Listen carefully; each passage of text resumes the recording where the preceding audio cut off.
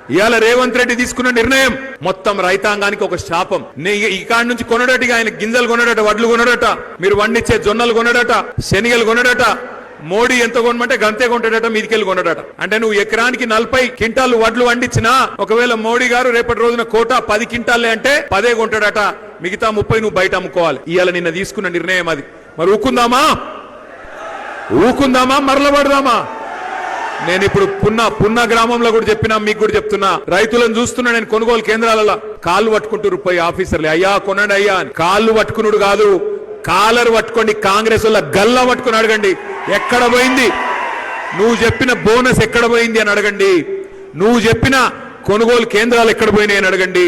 నీ వల్ల, నీ ప్రభుత్వ అసమర్థత వల్ల రైతులు ఆత్మహత్య చేసుకునే పరిస్థితి ఎందుకు వచ్చిందని అడగండి. వదిలిపెట్టం రేవంత్ రెడ్డిని. నువ్వే కదా 15 రోజుల కింద చెప్పినావు చివరి గింజ దాకా కొంటా అన్నావు. ఇవాళ ఏమైంది మరి? చివరి గింజ దాకా కొంటా, మోడీ మెడలు వంచుతా, నేను మోడీని ఇది చేస్తా అది చేస్తా తొడలు కొడితివి. ఇవాళ ఏమైంది అని అడుగుతున్నా. కాంగ్రెస్